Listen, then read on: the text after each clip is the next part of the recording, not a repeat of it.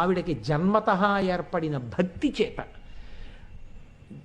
జన్మతః వస్తుందండి మహాత్ములకి, దాన్ని మీరు ప్రశ్నించలేరు. మీరు శారదాదేవి జీవిత చరిత్ర చదివితే తెలుస్తుంది.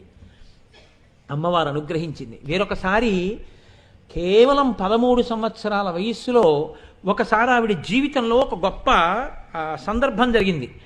కామార్పుకూర్ అని రామకృష్ణ పరమహంస ఉన్నటువంటి ఊరది. కేవలం ఆవిడ ఇంకా ఓసారి అలా అత్తారింటికి వెళ్ళొద్దామని వెళ్ళారు. తెల్లవారుజామున ఏం చెప్పారంటే, అమ్మ వెళ్ళి నువ్వు స్నానం చేసిరా అన్నారు. హలధర పుష్కరిణి అని ఎవరు దూరంగా ఉండేది చెరువు, అందులో స్నానం చేసి రమ్మన్నారు. చీకట్లో 13 ఏళ్ల పిల్ల, ఆ ఊరంతా తెలియదు, దూరంగా వెడితే ఆ పుష్కరిణి ఉంటుంది, స్నానం చెయ్యాలి. చీకట్లో తెల్లవారకట్ట లేచొచ్చి బయట నిలబడి అత్తవారిని ఎవరినన్నా లేపితే బాగుండదు, అంత దూరం ఒక్కతే వెళ్ళి 13 ఏళ్ల పిల్ల స్నానం చెయ్యాలంటే ఆవిడ బెంగ పెట్టుకుని ఇప్పుడు నాకు ఎవరు తోడొస్తారు అని ఇలా గడ్డం మీద చెయ్యేసుకుని ఆలోచిస్తున్నారు. ఆవిడ ఇలా చూసేటప్పటికి ఆవిడ ముందు నలుగురు వెనక నలుగురు యనమండుగురు గొప్ప స్త్రీలు నిలబడి ఉన్నారు.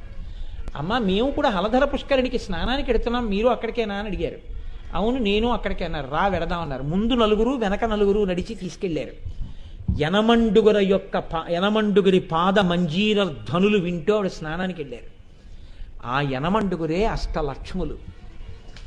శారదాదేవి నమస్కారం చేసి మళ్ళీ తిరిగి వస్తుంటే మళ్ళీ యనమండుగురు వచ్చి ఆవిడ్ని ఆ ఇంటి ముందు దిగబెట్టి వెళ్ళిపోయారు.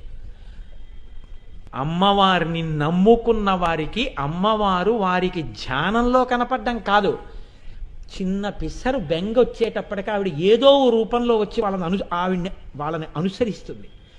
అనుసరించినప్పుడు ఆవిడ పాద మంజీరముల ధ్వనులు వాళ్ళు వింటూనే ఉంటారు. కాబట్టి అంత గొప్ప స్థితిని పొందారు. ధ్యానమునందు దర్శనం చేసి ఆవిడ కదలికలను చూసిన వాడెవరో వాడే జీవితంలో అదృష్టవంతుడు, వాడే జయాన్ని చేరుతున్నవాడు.